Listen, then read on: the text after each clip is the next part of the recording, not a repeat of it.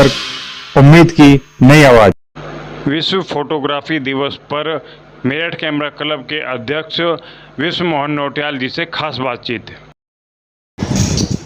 नमस्कार, दिव्य प्रभात news network में आपका स्वागत है। आज हमारे साथ स्टूडियो में हैं विश्व मोहन नौटियाल जी, जो कि मेरठ कैमरा क्लब के अध्यक्ष हैं और इन 3 पीढ़ियों से लगातार फोटोग्राफी, वीडियोग्राफी में महारत हासिल की है। तो आज हमारा सौभाग्य है कि हम ये जानेंगे कि फोटोग्राफी में क्या स्कोप है, युवाओं के लिए क्या स्कोप है और आगे कितना भविष्य में क्या इसको लेकर संभावनाएं की जा रही हैं। तो मेरा विश्व मोहन नौटियाल जी, जैसे कि अभी सवाल आता है, सबसे पहला बेसिक मूलभूत सवाल ये आता है कि भारत में कब से शुरू हुई या विश्व में कब से फोटोग्राफी की शुरुआत हुई? भारत की जहाँ तक डेट की बात है, ऐसा तो शायद मेरे नोटिफिकेशन में दिमाग में नहीं है कि कोई ऐसी मैं डेट बता दूँ कि किस दिन, लेकिन फोटोग्राफी को विश्व में जो हम मानते हैं 19 अगस्त 1839 में हमारे फोटोग्राफी के जनक जैकोस मेंडुले थे, डेगुरे जी। तो उनके द्वारा जब फोटोग्राफी को कागज पर उकेरा गया, फ्रांस सरकार द्वारा उसे मान्यता दी, वो 19 अगस्त 1839 से फोटोग्राफी की शुरुआत करते हैं। उससे पहले भी प्रयत्न हुए, फोटोग्राफी की गई, लेकिन मान्यता जो मिली वो हमें 1839 में। जैसे कि आज प्रत्येक व्यक्ति के हाथ में, हर लड़के के मोबाइल में, हर बच्चे के मोबाइल में, के हाथ में मोबाइल है, तो या यूँ कहें कि हर व्यक्ति आज के टाइम में फोटोग्राफर का काम करता है। तो ऐसे में क्या भविष्य होगा जो युवा लोग आना चाहते हैं फोटोग्राफी में और जो कैरियर बनाना है? सबसे पहले तो मैं स्पष्ट करूँ, फोटोग्राफी जो भी लेंस के थ्रू मैंने कोई इमेज कैप्चर की वो फोटोग्राफी में आती है। चाहे मैं मोबाइल के थ्रू कर रहा हूँ, चाहे, और मैं आज की डेट की जाऊँ तो चांद पे जो फोटोग्राफी हमारी जाकर ज्ञान करेगा, अमेरिका ने और देशों ने की है, हमारा ज्ञान वो भी फोटोग्राफी है। लेकिन जहाँ तक हम लोग फोटोग्राफी को कंसिडर करते हैं, जो लोग प्रोफेशनल वे में लिवलीहुड से कमाते हैं, अपनी रोजी रोटी का साधन बनाते हैं, हम ये मान के चलते हैं कि फोटोग्राफी को प्रोफेशन के रूप में वो लोग कर रहे हैं और वही फोटोग्राफी मानी जाती है। मोबाइल से आपने की फोटो खींचा, फोटो बना भी सकते हैं, देख भी सकते हैं, फोटोग्राफी है। तो जहाँ तक स्कोप की बात है, फोटोग्राफी का स्कोप, मैं अपने समय से भी, पहले अब मेरे फादर जैसे फोटोग्राफी करते थे, तो उनके समय से मेरे समय में स्कोप बढ़ा और सौभाग्य है कि आज मेरा बेटा भी इसी प्रोफेशन पर जॉब किए हुए है। उसके समय में इसका स्कोप और ज़्यादा बढ़ा। जैसे अगर हम सामान्य भाषा में कहें, पहले फोटोग्राफर होता था, माना जाता था एक स्टिल कैमरा, एक फ्लैश उसमें लगाई, रेडी प्लीज फोटो खींचा, वो फोटोग्राफर हो गया। चेंज हुआ, वीडियो कैमरे आ गए, वो वीडियोग्राफर हो गया, क्योंकि फोटो और वीडियो में ये अंतर है, वीडियो रनिंग है, फोटो स्टिल है, तो वो वीडियोग्राफर हो गया। आज वही वीडियोग्राफर सिनेमेटोग्राफर हो गया। समय के साथ जो हमें टेक्नोलॉजी से परिवर्तन मिल रहा है और फोटोग्राफी में जब से इलेक्ट्रॉनिक एंटर हो गई, इलेक्ट्रॉनिक्स, जमीन आसमान का अंतर हो गया है, इसको पहले से बहुत बढ़ गया है। अच्छा, जैसे पिक्सल का हम देखते हैं, बेसिकली वीडियो की जो फोटो का कलेक्शन ही होता है, जो पिक्सल बात आती है, तो 60-30 जो पिक्सल करता है वो उसका मतलब, जहाँ तक मैं समझता हूँ ये है कि 1 सेकंड के अंदर 30 फोटो एकदम से आपको निकलेंगे, तो वही हमें वीडियो के रूप में दिखाई देता है। क्या कहाँ तक सही है? सबसे पहले फोटोग्राफी की बात करें, फोटोग्राफी से शुरू करें तो मेगा पिक्सल कहलाता है। 1 इंच बाई 1 इंच के में कितने डॉट्स से वो पिक्चर बनी है, जितने ज्यादा डॉट्स से पिक्चर बनी है वो उतनी शार्प। ये सिंपल है, क्योंकि जितना हम उसको मैग्नीफाई करते चले जाएंगे, डॉट्स बड़े होते चले जाएंगे। तो जितने डॉट्स ज्यादा, कम डॉट्स है, मान लीजिए उसमें 5 मेगापिक्सल है, 10 मेगापिक्सल, हम तो लिमिट ही नहीं होगी कोई, तो जितने मेगापिक्सल बढ़ते चले जाएंगे, क्वालिटी ऑफ फोटोग्राफ वो बेटर है। उसका क्लियर मतलब ये है कि जैसे आप टीवी स्क्रीन ये चल रहा है, टीवी में देख रहे हैं, बहुत साफ दिखाई दे रहा है। शायद हो सकता है इसी इमेज को और बड़े टीवी में देखने लगे तो वो थोड़ा फटने लगे। तो मेगापिक्सल है उसका 1 इंच में कितने पिक्सल्स हैं, वो कितने डॉट्स के माध्यम से होगा। क्वालिटी उससे निर्भर करती है जो फोटो क्वालिटी। अच्छा, जैसे हमने कई बार सुना है, मेरे से भी कुछ लोग बॉलीवुड में गए हैं। बॉलीवुड एक अपना आप में फोटोग्राफी के बिना वहाँ कुछ है नहीं, कुछ साथ पिक्चर में ही देखते हैं लोग। वो नाम ही पिक्चर है उसका, पिक्चर है तो सारा पिक्चर सही है। तो इसमें मेरठ से भी कुछ लोग गए हैं जिन्होंने नाम कमाया हो। मेरठ से अब कुछ यंग ब्लड जो है, लेकिन हमने मेरठ का इसलिए नहीं कह पाते क्योंकि उन्होंने मेरठ में ऐसा फोटोग्राफी नहीं की। अगर हम मेरठ से फोटोग्राफर की बात करें कि कोई फोटोग्राफर ने बॉलीवुड में जाके काम किया है, तो हमारे ज्ञान दीक्षित जी रहे हैं। एक सिंगल साहब थे, उनके बारे में मेरे को बहुत ज़्यादा ज्ञान नहीं है। उन्होंने भी फिल्म इंडस्ट्री के पोस्टर्स आर्टिस्ट थे, वो बहुत अच्छे कैरेक्टर बनते थे उनके। उनका भी इसमें मतलब ये कह सकते हैं दखलंदाजी रही है, लेकिन एज फोटोग्राफर ज्ञान दीक्षित जी ने अच्छा नाम कमाया मेरठ में। जैसे कि आप मेरठ कैमरा क्लब के अध्यक्ष हैं, तो मेरठ कैमरा क्लब की स्थापना कब हुई और क्या किन उद्देश्यों को लेकर के ये स्थापित किया गया? सामान्यतः तो एक एसोसिएशन जो बनाई जाती है, तो मेरठ में पिताजी के समय में उस समय ग्रोवर साहब थे, अरोरा साहब थे, गोयल साहब थे, किशोर स्टूडियो वाले किशोर भाई साहब थे, माथुर साहब थे। यहाँ पे मेरठ फोटोग्राफर्स एसोसिएशन MPA के नाम से, उस समय में NPA लोकल मेरठ थी, मेरठ फोटोग्राफर एसोसिएशन थी। उसके बाद UPPA होती थी, उत्तर प्रदेश फोटोग्राफर एसोसिएशन, और उसके ऊपर NIPS, नदर इंडिया फोटोग्राफिक एसोसिएशन, इनका चैनल था। उसके बाद ऑल इंडिया फोटोग्राफर एसोसिएशन। तो उस समय फोटोग्राफी में बहुत सारी मजबूरियां थी, परेशानियां थी। कैमरे अवेलेबल नहीं होते थे, फोटो पेपर अवेलेबल नहीं होता था, फिल्म अवेलेबल नहीं होती थी। तो उस समय कुछ प्रोफेशनल्स परेशानियों को दूर करने के उद्देश्य से NIPS के माध्यम से इस तरह सब जगह एसोसिएशंस बनाई गई। एक्सपोर्ट के माध्यम, इंपोर्ट के माध्यम से हमें फोटोग्राफी पेपर, फिल्म ये मिलती थी। उनके डिस्ट्रीब्यूशन का एक आधार चाहिए था, तो सबने मिलकर इस तरह से एसोसिएशन बनाई, गवर्नमेंट ने परस्यू किया। और उस समय कोटा सिस्टम था कि एक फोटोग्राफर को एक महीने में इतनी फिल्म मिलेगी, एक फोटोग्राफर को इतने पेपर के डब्बे मिलेंगे। एक समय को भी था पेपर का, तो इंडिया में हिंदू के नाम से जो पहली इंडस्ट्री सरकारी लगी थी, फोटोग्राफी पेपर, फोटोग्राफी फिल्म, उसके माध्यम से आनी शुरू हुई। लेकिन उसका भी प्रोडक्शन इतना नहीं था, उसमें भी कोटा सिस्टम चला। अब तो बिल्कुल बदल गया। ऐसे कैमरे इंपोर्ट होने में परेशानी होती थी, तो कैमरे इंपोर्ट करने के लिए एसोसिएशंस का गठन किया गया था। काफ़ी समय तक इन लोगों ने बहुत अच्छा काम किया, पूरे इंडिया लेवल पे एसोसिएशंस नहीं। फिर उसके कुछ समय बाद सामान्य हो गया सब कुछ माहौल, तो ये एसोसिएशन धीरे धीरे डिसबैंड होती चली गई, लोगों का इंटरेस्ट खत्म हो। 1990 के आसपास, हम उस समय मेरी उम्र करीब 30 वर्ष के आसपास थी, 30-32 वर्ष थी। इसी के हम 4-5-6 ऐसे लोग थे जो दूसरी जनरेशन में फोटोग्राफी कर रहे थे, जिनके पेरेंट्स ने मेरठ फोटोग्राफर एसोसिएशन के साथ काम किया था। तो मन में आया कि हम भी एक एसोसिएशन बनाएं। तो फिर ये बना भी एसोसिएशन का मतलब तो ये मान लिया जाता है कमर्शियल। हमारा मेन मकसद था, हम फोटोग्राफी को प्रमोट करेंगे, जन जनता तक उसको पहुँचाएं, जिससे फोटोग्राफी के प्रति उनकी रुचि बढ़े।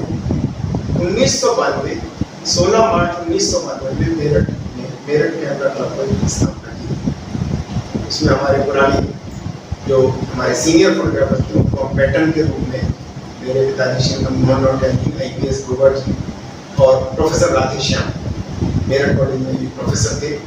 ये 3 लोग हमारे पैटर्न थे। हम लोगों ने गठन किया अपने क्लब का। काफ़ी हमने इसमें फोटो प्रतियोगिताएं, सेमिनार्स, हमारा मेन मकसद ये था कि जो हमारे प्रोफेशनल्स लोग हैं उनको हम इस लिमिट तक ले आए जिस लिमिट में आज फोटोग्राफी वर्ल्ड में चल रही है। तो उसके लिए हम तरह तरह की यहाँ कॉन्फ्रेंसेस, वर्कशॉप कुछ कंपनीज के माध्यम से कराएं, जिससे हमें लेटेस्ट अपडेट हो जाते थे। कौन सा कैमरा अब उपलब्ध है, हमें नए नए कैमरे आते चले गए, टेक्नोलॉजी बदलती चली गई। उस समय में एक कैमरा आता था, 10 साल तक वही पैटर्न चलता था। अब हर 10 महीने में मैं कह दूँ तो कोई बड़ी बात नहीं है, नया कैमरा आ जाता है, 4 महीने में नया कैमरा आ जाता है। तो अपडेट करने के लिए अपने भाई फोटोग्राफर्स भाइयों को और जनमानस में एक जागरण उत्पन्न करने के लिए हमने इसमें किए फोटोग्राफी प्रतियोगिताएं हमने जन जागरण के लिए ही स्कूलों में ओपन फोटोग्राफी कॉम्पिटिशन्स ऑर्गेनाइज किए। जैसे आपने अभी बताया कि लगातार आपने जन जागरण के लिए कंपटीशन करवाए, तो अब क्या हर वर्ष कुछ इस तरह के प्रोग्राम अभी चलते हैं? अब हमारे द्वारा मेरठ कैमरा क्लब के द्वारा वर्कशॉप्स तो कराई जा रही हैं। कंपटीशन काफी समय से हम लोग नहीं करा पाए, फिर कुछ एसोसिएशन इस तरह से डेवलप हो गई हैं कि जो प्रोफेशनल उनका मकसद हो गया है, तो हम लोग में गलत ना हो, हम लोग थोड़ा सा पीछे रह गए हैं। और हम लोग लेकिन वर्कशॉप और अपनी आपस में मीटिंग्स करते हैं, जो लेटेस्ट अपडेट होते हैं आपस में मेंबर्स हम सब बैठ के उसको अपडेट करते रहते हैं। जिससे कि जैसे कल 19 अगस्त है, तो कल हम लोगों का जो प्रोग्राम होता है मेरठ कैमरा क्लब का, सबसे पहले हम गरीबों में जाते हैं, जहाँ कुछ आश्रम में है वहाँ जाते हैं, पेड़ पौधे लगाते हैं, उनको कुछ देते हैं। शाम को हम वर्कशॉप करते हैं, लेकिन कल कुछ परिस्थितियाँ ऐसी हैं, शायद वर्कशॉप नहीं हो पाएगी, लेकिन 21 तारीख को हम लोग एक वर्कशॉप करेंगे आपस में डिस्कशन। अच्छा, जैसे कि पहले हम देखते थे रील बनती थी, उसके बाद फोटो डेवलप होता था, उसके बाद एक डिजिटल कैमरा आए, तो किस तरह से टेक्नोलॉजी ने फर्क डाला है फोटोग्राफी? मैं आपको एक एग्जाम्पल दूंगा, आइए आपको। मेरे पिताजी ने एक मुझे किस्सा सुनाया कि मेरे पिताजी के गुरु उनके बड़े थे, वो भी बहुत अच्छे फोटोग्राफर थे। देहरादून, मसूरी में स्टूडियोज के होंगे। तो उन्होंने पिताजी एक दिन उनसे बोले कि भाई साहब, जब ये टेप रिकॉर्डर में हम आवाज को टेप कर लेते हैं तो फोटो क्यों नहीं टेप कर सकते? तो पिताजी कहते हैं मुझे डांट दिया मेरे भाई साहब, तेरा दिमाग खराब है, टेप पे फोटो आ जाएगी। भी चुप हो गए, मजबूरी थी, गुरुजी कह रहे हैं कि ऐसे कैसे हो सकता है, टेप में फोटो आ जाएगी। जब हमने पहला वीडियो कैमरा लिया, बड़ी कैसेट वाला, कैमरे में लगाया, देखा पिताजी ने, तो पिताजी उसी याद में पहुंच गए कि देखो मेरी डांट पड़ी थी, कैसे हो गई, राज में प्रत्यक्ष देखा नहीं। तो जो इमेजिनेशन नहीं थी हम लोग, इलेक्ट्रॉनिक्स के जुड़ने से हर काम बियॉन्ड इमेजिनेशन। आज हम फोटो खींचते हैं और स्क्रीन पे तुरंत वो दिखाई दे जाता है। पहले जैसे स्टूडियो में हमने फोटो खींचा, कस्टमर आया, ऐसा पासपोर्ट साइज फोटो खींचा, खींच दिया, वैसा परसों मिले, ठीक है कोई बात नहीं, वैसे परसों ले लो। उस समय जल्दी नहीं होती, क्योंकि आदमी प्लान करके आता था कि मुझे 15 दिन बाद फोटो चाहिए, तो परसों ले लूंगा। परसों लेने आया, ऐसा बात तो आंख बंद हो गई फोटो, क्योंकि हमें पता ही अगले दिन लगता था कि उस आदमी की आंख बंद हो गई फोटो में। जब रील खत्म हुई, हमने रील डेवलप की, तो जब लगाने को फोटो बनाने लगे तो देखो उसकी आंखें बंद। तो ऐसा चेंज हो गया है कि जो जब मैंने शुरू की फोटोग्राफी मैं नहीं सोच पाया था, लेकिन ये जो अब जनरेशन हम लोग से आने वाली कर रही है, वो बहुत सारी चीजें शायद अभी भी हम नहीं सोच पा रहे जो वो लोग कर रहे हैं। पहले एक फोटोग्राफर, जैसा मैंने कहा था, कैमरा लेके गया, फ्लैश लेके गया, फोटोग्राफर। आज पूरा लाव लश्कर लेके फोटोग्राफी करने जाना पड़ता है। लाइट्स जाती हैं, अम्ब्रेला जाते हैं, अब तो साउंड के लिए भी वो कान पे वीडियो वाले को लगाना पड़ता है, तब जाके लगता है कि 10 लोगों की टीम है। हमसे पूछते हैं जो पार्टी होती है, वैसा वो कहीं बाहर जाना पड़ता है, जैसे किसी शूट पे, कितने लोग आएंगे, वो इसलिए नहीं कि कितने खाना खाएंगे, या उनके 10 के रहने का तो मुझे इंतजाम करना पड़ेगा। तो अब इतना परिवर्तन हो गया है फोटोग्राफी में, हर आदमी हर चीज का एक्सपर्ट है। कैमरा मैन है, उसका काम है कैमरा, दूसरा खड़ा है लाइट पर, वो इशारा करेगा लाइट कौन सी कहाँ पे दी जाए। तो इतना चेंज आता जा रहा है डे बाई डे कि बहुत जबरदस्त। अच्छा, जैसे कि कैरियर का मामला आता है, बच्चे नए बच्चे फोटोग्राफी वीडियोग्राफी में आ रहे हैं, सिनेमैटिक होते जा रहे हैं, पूरा वर्ल्ड एक साथ जुड़ रहा है आपस में। तो प्रोफेशनल फोटोग्राफी वीडियोग्राफी क्या है, क्या किस तरीके से नया बच्चा कैरियर बना, क्या फोकस?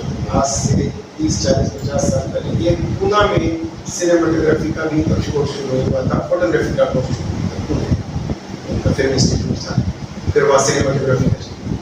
आज मीडिया और फोटोग्राफी दोनों के साथ में कोर्स है।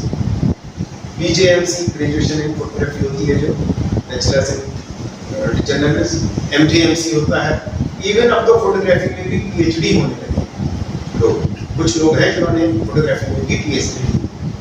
बीजेएमसी में आप मीडिया से जुड़े हुए हैं, जर्नलिज्म से जुड़े हैं, वहाँ आपको बाकायदा 1 वर्ष तक फोटोग्राफी भी सिखाई जाती है, सिनेमेटोग्राफी भी सिखाई जाती है, और उसके बाद जैसे कहते हैं बीए कर लिया, वो एमए करना है तो उसके लिए एमजेएमसी भी करनी जरूरी है। और स्कोप इतना ज़्यादा बढ़ गया है कि आज की डेट में फोटोग्राफर, जैसे आपने सुना होगा कि चुटकुला हुआ करता था, एक आदमी डॉक्टर साहब पे गया, जब एक्सपर्टी आने लगी धीरे धीरे, नाक कान गले के डॉक्टर अलग अलग होने लगे, तो डॉक्टर साहब के पास गया, डॉक्टर साहब मेरे बाएं कान में दर्द हो रहा है, तो उस समय एक चुटकुला था, अरे मैं तो दाएं कान का डॉक्टर। ये माना जाता था कि एक्सपर्टी केवल मेडिकल उसमें, लेकिन आज फोटोग्राफी में एक्सपर्टी है।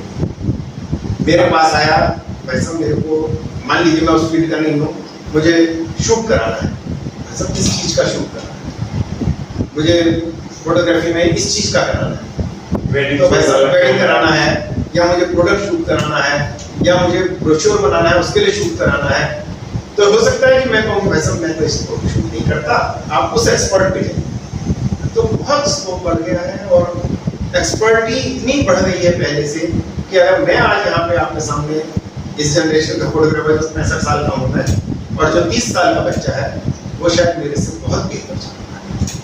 बस फर्क इतना है कि वो बेहतर तो जानता है, लेकिन बेसिक्स फोटोग्राफी के वहीं हैं।